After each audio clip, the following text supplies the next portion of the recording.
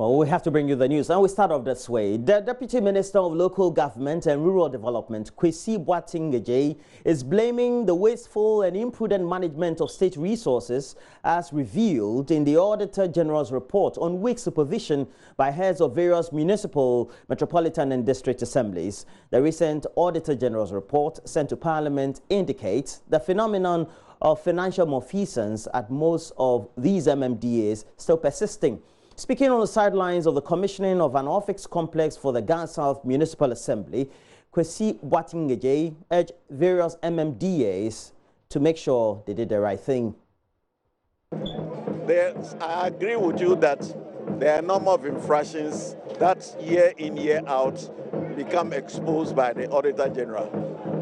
The cure to it is vigilance and the Assembly staff allowing the laws of the land to operate. For instance, procurement issues.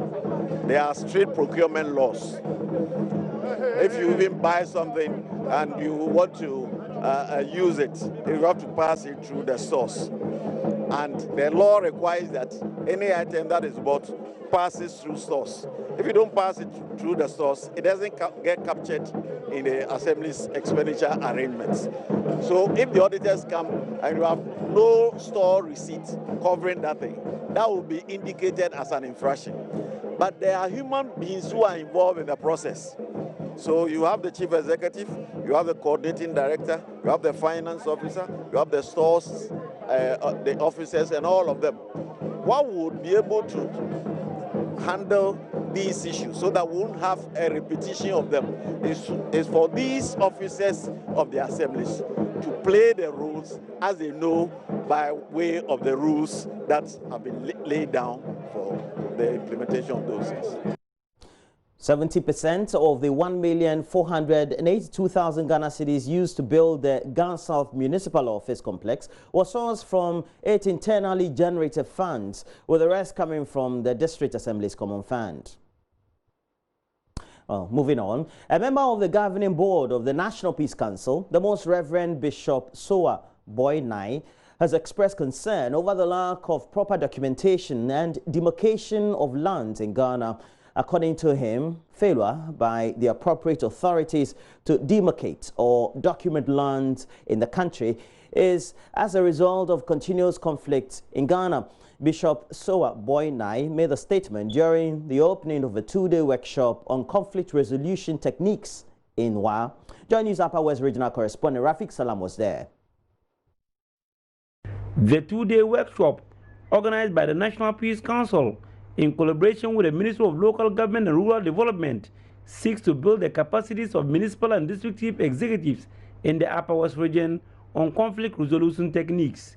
It will afford the participants opportunity to explore ways of addressing conflicts more efficiently within their jurisdiction, which will lead to the integration of conflict sensitivity in their development plans and agenda in order to have a more peaceful region. A member of the governing board of the National Peace Council, Most Reverend Bishop Soa Boy-Nai, expressed worry over the numerous conflicts in the country as a result of lack of proper demarcation of lands.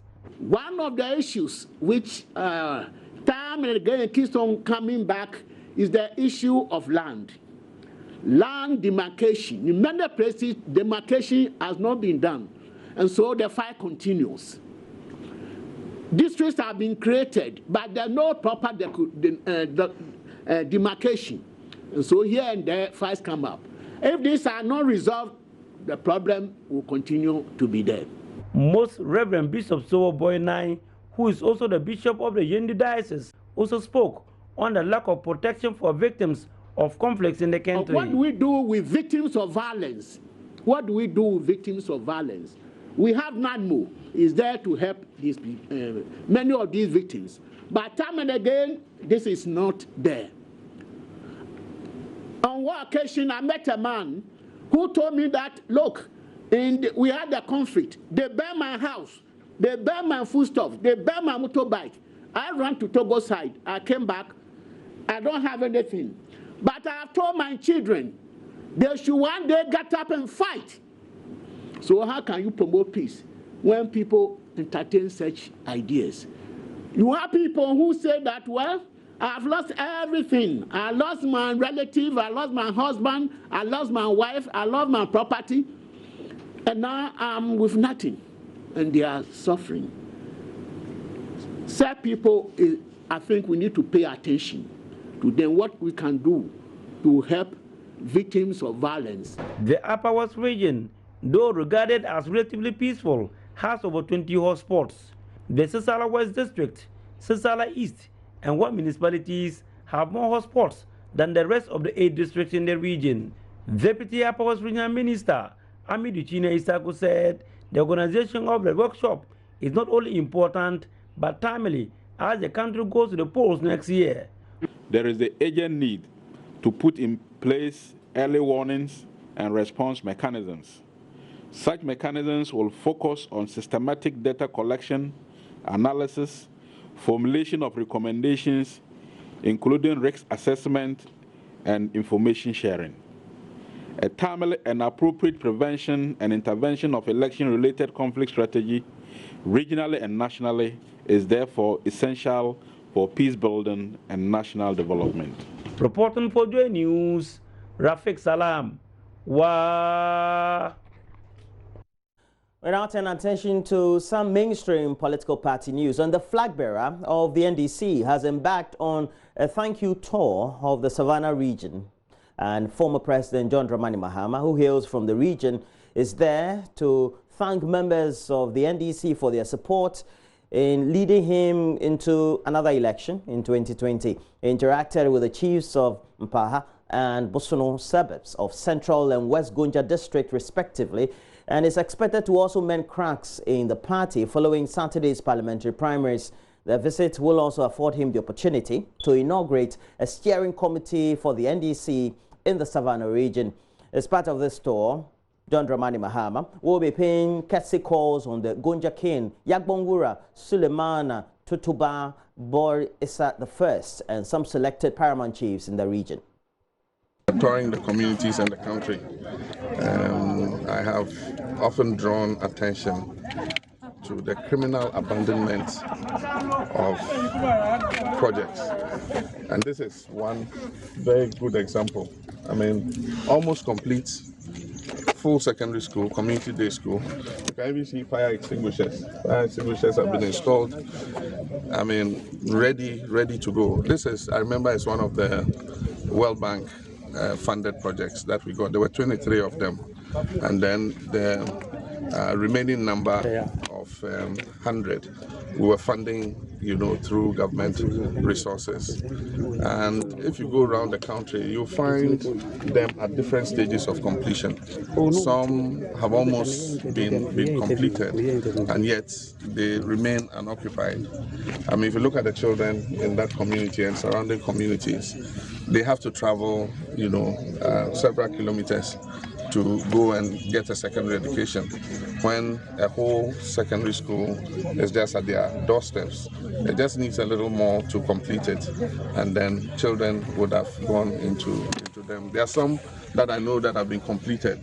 It's just left to filling it with the children, but government has not done what it takes. The 1992 Constitution enjoins all succeeding governments in the Fourth Republic to continue the projects that it inherits from the preceding administration. It doesn't look like this government, is respecting, that aspect of our constitution, because it's not only schools. I mean, hospitals. There were several hospitals started all over the country that have been abandoned. There are several road projects, there are water projects, electrification projects have all been abandoned. And when that happens, it's just a waste of the taxpayers' money, because this is a loan that we're giving. Government is going to pay the loan, and yet we are not getting the benefit of what this school should have offered the community. Let's take you to the northern region. And 3 years after she was allegedly defiled and impregnated by 2 boys in a village near Boko in the Upper East region, the 19-year-old victim is still fighting justice. Aisha, not a real name, together with her mother were compelled to relocate to the Shanti region because they refused to heed to calls by their relatives to withdraw the case from court. JoyNews Mahmoud Mohammed Nuruddin reports the victim's situation is even more complicated because she's unable to say which of the perpetrators is the father of the 2-year-old girl born to her. Well, we now bring you the rest of the story. The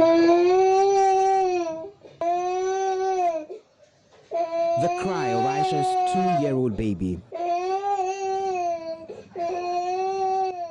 The mother cannot tell who is father of a child who is yet to experience the warmth of paternal parenthood.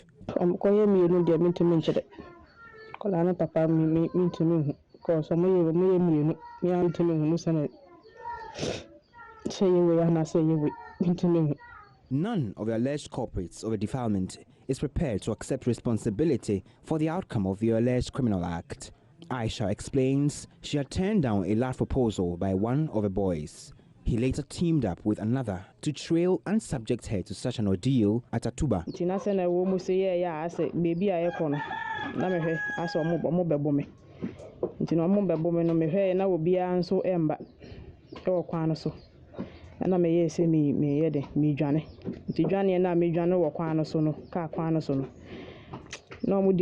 As they approached, I realized that they wanted to attack me, and there was no help coming, considering the location of the road. I took to my heels. They threw their bikes and chased me until I became weaker and weaker, stumbled and fell. The particular guy I saw at highways approached me first and gave me hefty slaps and hit me hard on the head and back. I struggled with them until I became too weak to fight them. One of them squeezed my breast, and I really felt pain in it. The other one covered my mouth with his hand, and he defiled me first. Later, the other one also took over and had sex with me. They kicked me hard afterwards.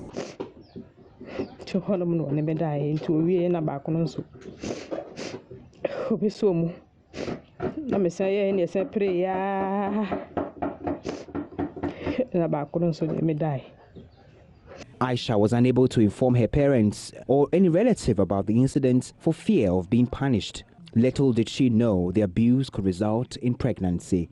Subsequently, it was discovered, and she had to name the alleged offenders who denied the accusations. Police in Boko arrested the boys, and for 2 years, Aisha's mother and education authorities have been trekking to court. Abolga Matilda is in charge of girl-child education at the Boko Municipal Education Office. What happened was that she was a student at Kwalwega JHS, her first year, and the father was brought from the village, Anisi, on admission at Vineyard. So when the father was discharged, they have an uncle, he has an uncle who has a house in Dingande here. The man went and left the drugs there, and the girl was now tracing to give the father the drugs at Anisi. Madame Matilda fears their efforts may achieve little or nothing by way of justice. It's like she has nobody. As at now, it's GES that is fighting for her, GES and then the police. Because nobody is ready. Because it came to some time. I realized that the case was keeping long. Because 2016, so I just got up one day and I told the director that let me get to the police station and find out from the CID what is happening about this girl's case. So when I get there, the prosecutor said, oh, we are going to court. And the lawyer has written that we should withdraw this case and go and settle at the community level because they are from the same community. I said no. There are two villages altogether. And apart from that, there are two different people. So who owns the child? As we speak, her father is late and my other daughter is sick. Every month, I buy drugs costing not less than 100 Ghana cedis. I have to work to feed myself and the child, which is very difficult for me. That was Aisha's mother, Maimuna Awindago. A few days after the incident, Aisha's father passed on and she's unable to go back to school. I was sick. 26-year-old Noah Amadou Adams is Aisha's brother. I was sick on his sick bed. When he got to hear about this situation, her daughter being defiled, it wasn't an easy task. He fight and fight and fight till he died. Aisha was in JHS 1 here in this school when she ran into trouble. Her colleagues just wrote the Basic Education Certificate Examination (BECE) without her. She says that alone is eating her up.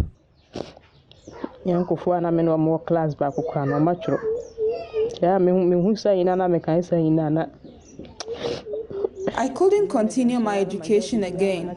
I get experiences of the incident and felt mentally traumatized whenever I see my schoolmates whom we could have completed together. If it were now, I would have disclosed it, but it was too late for me. Aisha's relatives say they do not have good legal representation in court. Her mother fears the outcome of the process, and her little granddaughter would remain fatherless. Aisha's defilement is just one of many cases recorded in the Boko area alone. The Girl Child Education Unit is alarmed by the situation. Whether or not Aisha will get justice and whether it will be enough to deter errand boys here remains a riddle to be solved. Mahmoud Mohammed Noordin's report for Joy News. Well, we have to end the news, but before we go, let's take you to the Ashanti region. And there was solemn mood at Asante Mampong as families sympathizers mourn Lance Corporal Al-Hassan Asari as he finally went home to meet his maker. Last week, Monday, Lance Corporal Al-Hassan Asari was found dead while on duty at Achimswedro in Esin region. Family of the deceased has sworn to find the real cause of their brother's death as they refute claims of suicide as a cause of his demise.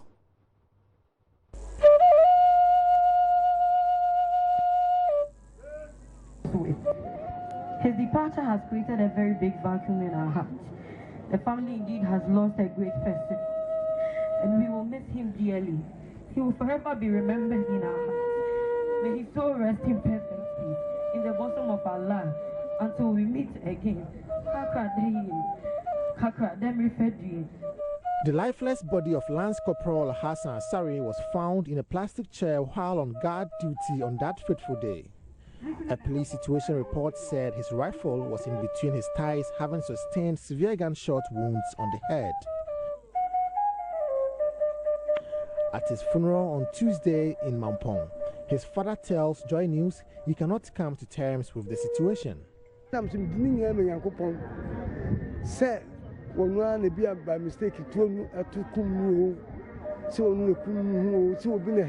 Sincerely, I've never seen a person or an animal die without a struggle. How can a person who's been shot in a chair die without a struggle? I haven't been myself ever since I heard the news of my son's death. I've not eaten since. I leave it all in the hands of Allah.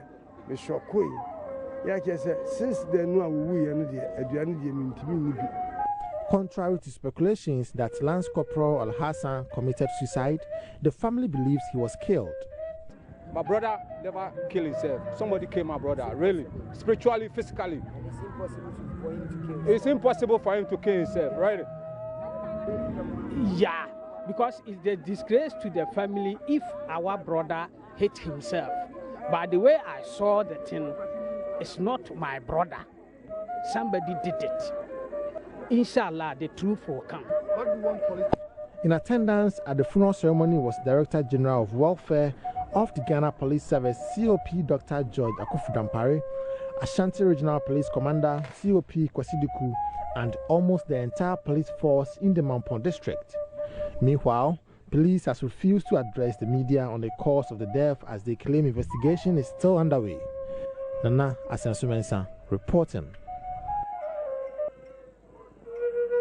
That's it for the news. We review the newspapers next.